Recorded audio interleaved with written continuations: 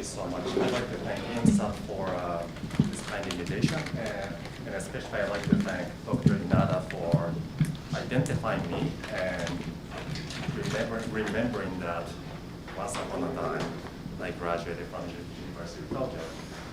So what I want to tell you about today is what we work on, obviously, in our lab. Our lab is working on or focused on or interested in, as Dr. Inada told us about, molecular machinery that are involved in neurotransmission, especially focusing on, can you see the arrow? Is that good? Especially focusing on ligand-gated ion channel or glutamate-gated ion channel called NMDA receptors.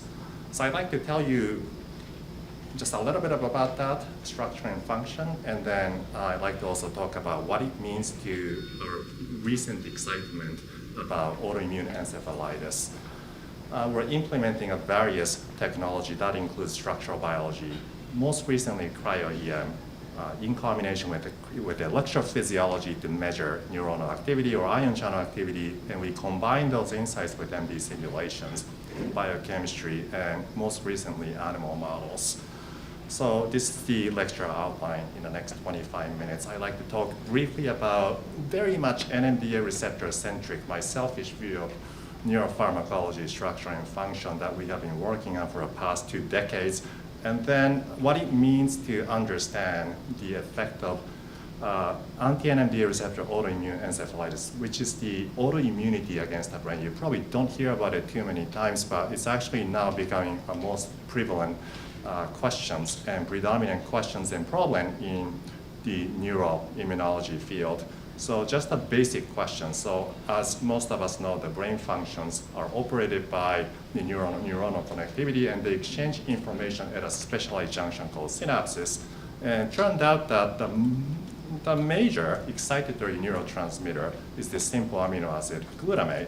So here, glutamate gets transmitted upon action potential of the presynapse, and then these glutamate binds to glutamate receptors, which can be classified into the inotropic glutamate receptor, GPCR. The focus on my talk today is on inotropic glutamate receptor, which mediates a very fast response. We're talking about millisecond kind of exposure and millisecond response.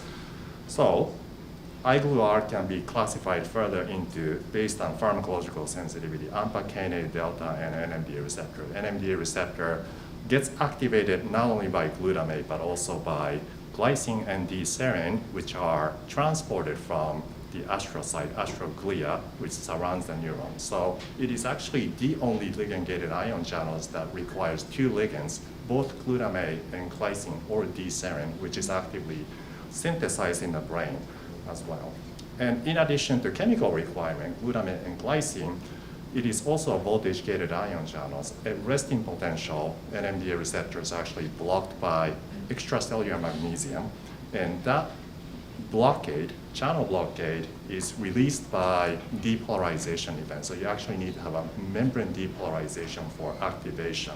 So that's been known for quite some time. Why is it important? Because that integrates the presynaptic and postsynaptic information. Presynaptic information being glutamate, and then the postsynaptic information being voltage. And integration of these 2 signals into calcium transient has a high implication in the signal transduction of what we call neuroplasticity, which is the cellular model for learning and memory formations. All right, for the sake of time, I like to rush into NMDA receptor. So NMDA receptors are big complex, has a lot of subtypes.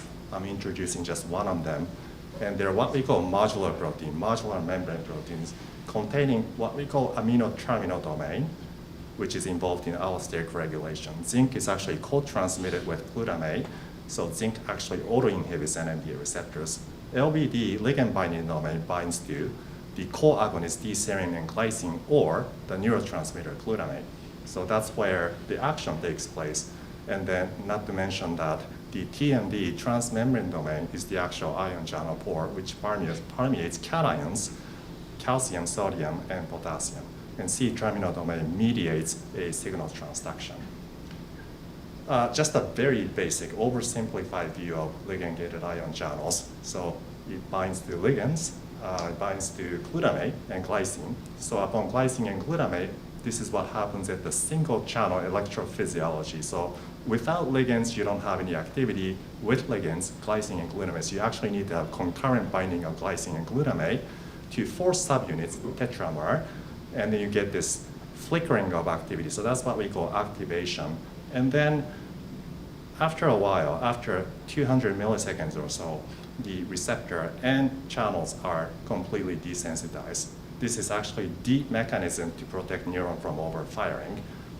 And there has been lots of pharmacological tools to regulate those functional states. That includes allosteric regulation by a class of compound called phenylethylamine, which is widely used, or it can also be competitively antagonized against glycine and glutamate binding site, or it could also be blocked by the channel blocker. You probably heard about ketamine. It's a highly controversial antidepressant, and they target NMDA receptors.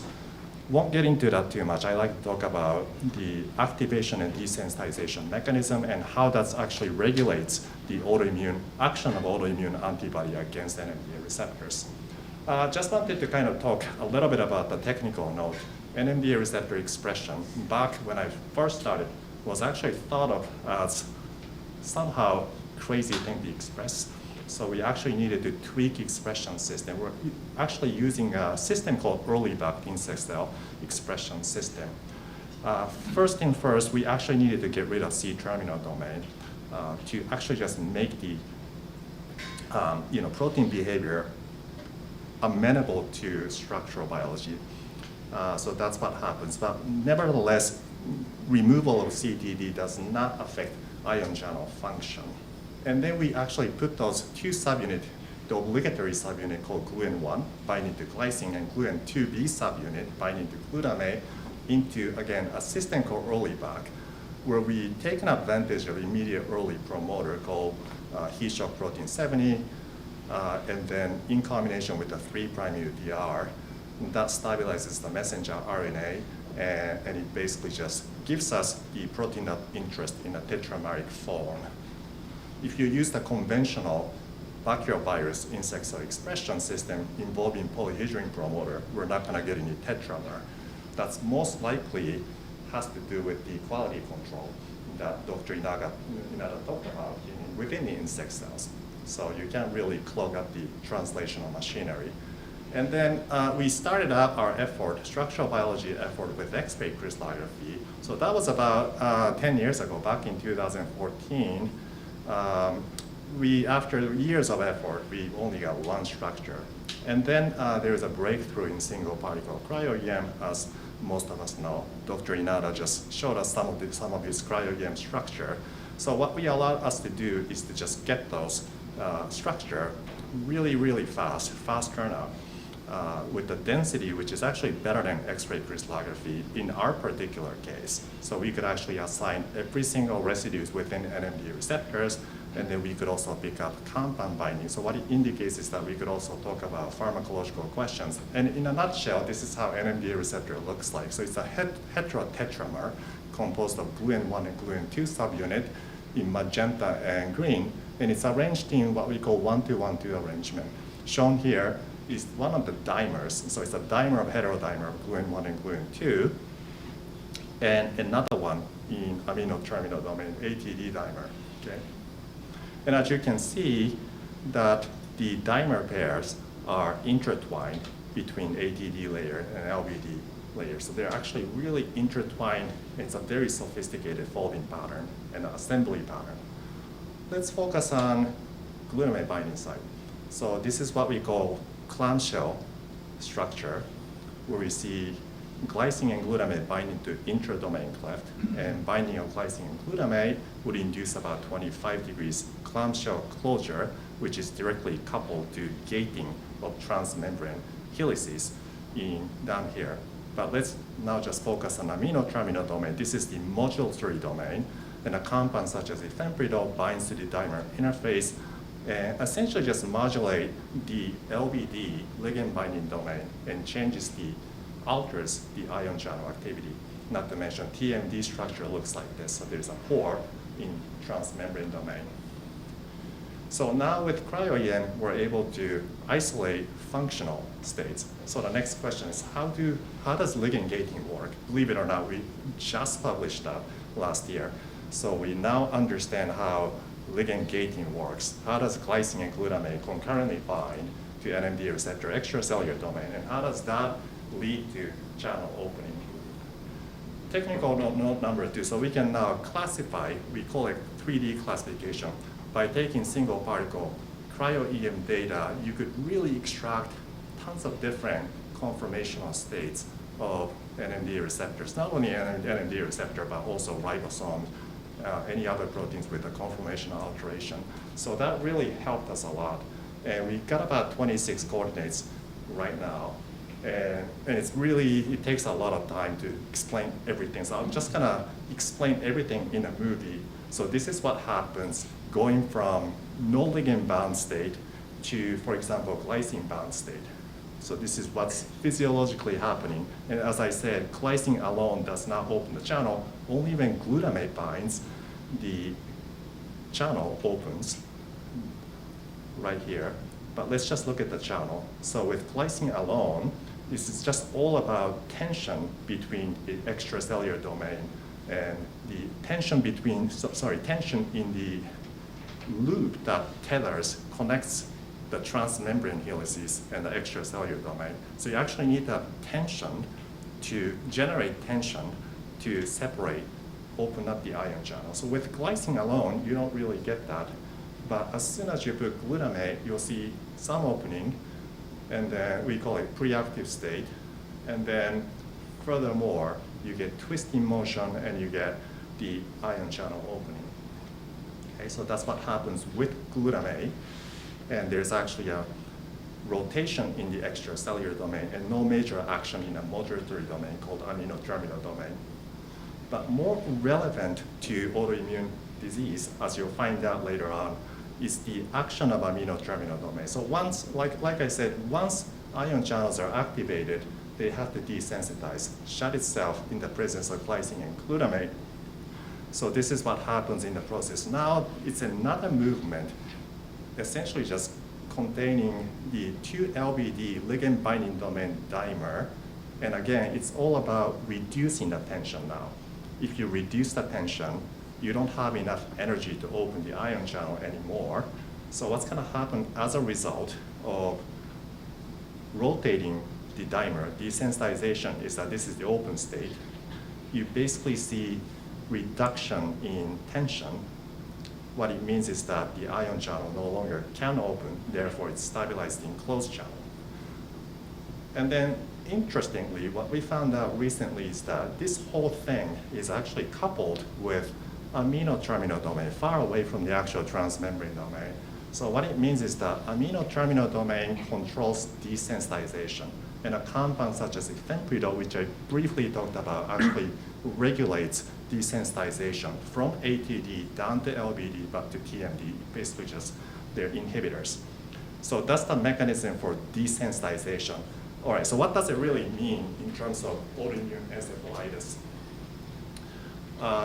You don't really hear about autoimmunity against the brain, but it happens, and it really happens against actually most predominantly women at the age of 25 to 35. And the predominant case is actually against NMDA receptors. Part of the reason is that the NMDA receptors are aberrantly expressed in ovarian teratoma, most recently triple-negative breast cancer cells as well. What happens is that your body responds to it, your body tries to eliminate those NMDA receptors, and then it ends up creating antibodies that you don't really want. Okay, so that's what happens. There's no thymus expression of NMDA receptors, so this is actually another reason why the immune response against NMDA receptor occurs. NMDA receptors are immunoprivileged because it's typically exclusively expressed in the brain. So there's a blood-brain barrier that protects NMDA receptor, your brain from autoimmunity. Okay. However, in cancer with NMDA receptor expression, now you have a peripheral expression of NMDA receptor that triggers autoimmunity against it. again, it's 80% of the cases is women, and it's been very underdiagnosed, so that number used to be rare, but now the cases are really ever so increasing. And the symptom includes seizure and schizophrenia-like symptom, actually. So you can easily get misdiagnosed. Your doctor may give you, schizophrenic or anti-dopaminergic reagents, for example, stuff like that. But like if the cause is autoimmunity, then it's not going to be affected. So it is important to really spread out the awareness for this particular disease. Okay, what did we do? Most recently, we collaborated with the German consortium. They're very organized, so they got patients IgG, and we helped out with isolation of B cells that expresses the anti-NMDA receptor antibodies, and isolated 3 different kinds of antibodies. These are all numbered by patients. So the initial questions are, what are the antibodies? Is that a polyclonal effect? Do they have the same epitopes or different epitopes? Okay, so these are 3 antibodies from 3 different patients. What is the functional effects of these anti-NMDA receptor antibodies on the function of NMDA receptor? And how do they bind, and what's the cause of the disease? So we started out isolating what we call FAB fragments. So this is the IgG. We basically just isolated the FAB fragment and then did cryo-EM. So this is the cryo-EM at its best because it's speedy. So it doesn't really take a structural biologist's eye to really realize that the epitopes are diverse. So for example, this is the epitope recognition for 003, patient 003, where it binds the amino-terminal domain here for 007, and here for FAB 007, 008. So meaning that there's an epitope diversity from 3 different patients. It's just N of 3, but you already have epitope diversity. But the commonality is that they're all binding to amino-terminal domain, which is the modulatory domain. So that's the ligand binding domain. That's the amino-terminal domain. And then it's always recognizing gluon 1 subunit in magenta. So that's the commonality so far. Again, it's just N of 3. So as we isolate more and more antibodies, I'm sure there are actually other antibodies that are involved in disease. So what do they do at the level of neurons? So this is the cell culture neuron, and we're actually just monitoring clustering patterns of NMDA receptors upon addition of patient's antibodies, 003, 102. For example, this is the super res microscopy in collaboration with Christian Geist's lab, indicating that within 30 minutes, you don't really see declustering. However, after 24 hours, after actually 6 hours, you get complete declustering. We actually think that it's internalization or endocytosis of NMDA receptors from the synapses. However, 007 and 008, they don't actually show any internalization even after 24 hours, meaning that those antibodies actually may have diverse epitope recognition, but also diverse function as well. Okay. And then we also measure direct effect by electrophysiology. So what do they do? In the context of neuron, in the context of neurotransmission, so this is the cell culture, well actually neuronal culture recording, measuring spontaneous EPSC, spontaneous synaptic transmission. So you could actually do that in the tissue culture, the culture neuron. So we're measuring that with control IgG, which doesn't recognize NMDA receptors. And then you can obviously see that with the addition of 003, 007, 008 antibody, patient's antibody, they all have an inhibitory effect. So you could actually see the amplitude change from here to here. Interestingly, there's actually no effect with FAB. So it's the IgG-specific functional alteration. And this is independent of internalization or cross-linking. So we're actually wondering why. The next experiment we've done is to essentially just alter complementary determinant region sequence to knock out binding. So that's what we call null mutant. So obviously it doesn't really affect amplitude compared to wild type. And then we also engineer something like this with one FAB binding and then the other one mutant. So it's in the context of IgG, but there's only one binding site. And it doesn't, surprisingly, it doesn't really mediate function as well. So it doesn't really have any inhibitory effect. So what it indicates is that it's not the IgG that's important. You actually need to have 2 binding arms for the functional effects. So the next experiment we've done is to have a single chain FB, but we tethered 2 single chain FB with different linkers. So these linkers are just a combination of glycine and serine. So we basically have a double single chain FB where we see function. So if we basically, so this is just a control where it's very, very short linker, but with the proper length linker, you get the inhibition, indicating that it's really not the FC region, FC dependent, it's really the binding of 2 antibody arms, or FAB region or FB region that's important for functions. Okay, so we've done now cryo-EM on NMDA receptor IgG complex and saw some functional alteration or conformational alteration. So we've done that for 007, 8, and 003. Okay? So that was kind of interesting. And then, long story short, we ended up observing a conformational alteration in amino terminal domain. Again, this modulates the NMDA receptor activity. So we're comparing FAB bound. FAB does not mediate any inhibitory effect against IgG, which mediate the inhibitory effect. And you actually see drastic movement in amino terminal domain. And if you remember this conformational pattern about 10 minutes ago, if you ever remember that, that's a inhibitory conformational alteration. Okay?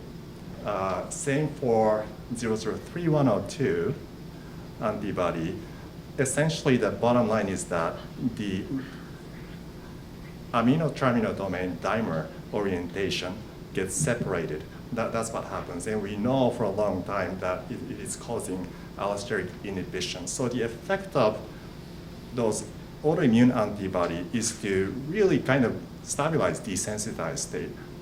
Again, these are all done in the presence of glycine and glutamate, so the receptors are all stabilized in the desensitized state. Okay, what about the stoichiometry? We found something really interesting. So we went back to the original micrograph, or what we call 2D classification. So we've done 3D, I was showing you 3D models, but you could actually reduce the dimension. It's a micrograph, cryo-EM micrograph. So you could basically average what we see in a cryo-EM micrograph. So we have 2D classification, and we're actually starting to see something like this. 2-to-2 stoichiometry between IgG and NMDA receptor. Remember, there are 2 binding sites within NMDA receptor tetramer, so you could have 2 IgG to 2 NMDA receptor stoichiometry. And surprisingly, with 007-168, with no cross-linking, with no internalization, we see 1-to-1 stoichiometry. So you could actually have 1 IgG binding on the top of NMDA receptor and not cross-link NMDA receptor. And you also see a mixture of 1-to-1 and 2-to-1 with 008 antibody. And this doesn't also cause internalization. So the conclusion is that the autoimmune antibodies against NMDA receptor have diverse epitope, diverse function. It's always inhibitory at the moment, but the stoichiometry could actually really change. So if you have 1-to-1 binding, if there's no cross-linking of NMDA receptors, you get reduction in current, but no loss of receptor, no internalization. 1-to-2, same consequence, but if you have 2-to-2 stoichiometry, we think that it not only reduces the channel activity, but in the long run, in 24 hours, it's gonna reduce the expression level. In other words, it causes the endocytosis. So we're running out of time, so I wanted to just acknowledge the people who's done the work. This is my lab from, I think, last year. A lot of them actually left my lab for good, because they got faculty positions. Not because they didn't like my lab, hopefully. Anyhow, but credit really goes to Eric Chow, who's actually still here, who's done the gating work, NMDA receptor gating work, and Kevin Michalski, who recently left for something better, did all the autoimmune system, autoimmune work. Okay? Former lab members, grants, and thanks a lot.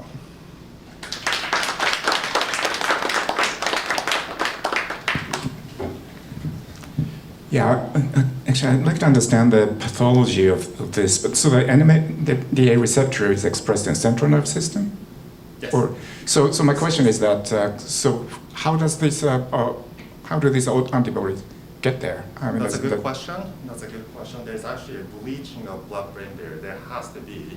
So you could not only detect IgG, but also B cells or antibody secreting cell in CSF. Mm-hmm. The mechanism of which is really not revealed yet. Mm-hmm. Could it be through meninge, for example, because there's a pathway between your right cervical lymph node and, Mm-hmm. and to through meninge. So that's actually one pathway.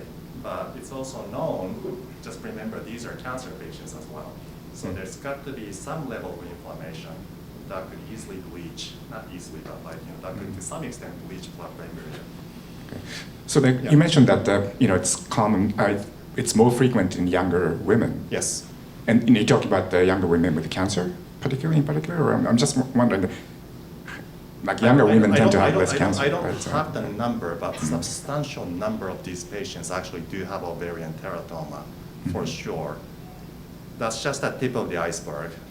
It's also been known, like, as I mentioned, about there are some cases with triple-negative breast cancer already. So these are kind of like female-heavy. In short, in terms of age, I don't know what to say about that one actually. Yeah, you probably need to. I guess if you look at the age group for ovarian teratoma, I think they tend to be relatively young. So. Thank you. Yeah. Yes. Yeah, I think he asked my second question. So I I see. went to my first Yes. question. Yes. The first question, I'm going to start with very naive question. So you said the receptor and the tetramer complex. Yes. After active, they're going to be desensitized. Yes. So what's the fate of after desensitization in terms of, what's the kinetics? What's the kinetics of Yeah. recovery from desensitization? Right. Yeah. It depends on the subunit combinations, but for this one, we're talking about like 500 milliseconds kind of recovery. Well, I should say it's between 500 milliseconds to minutes, so they vary quite a lot. So there's no tetramer receptor breakdown whatsoever. Not with the antibodies, not with the antibodies, exactly. So they remain intact. The only, the physical effect could just be internalization.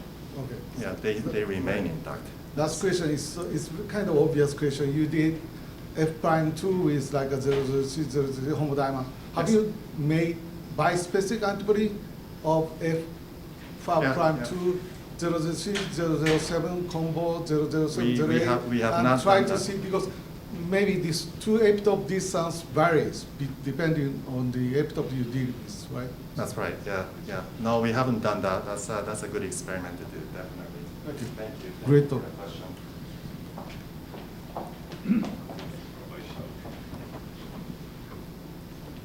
Thank you for a wonderful talk. So related to the antibodies, do you see particular antibody isotype among these antibodies? I see. When it comes to IgG, Uh-huh. I think it's IgG1.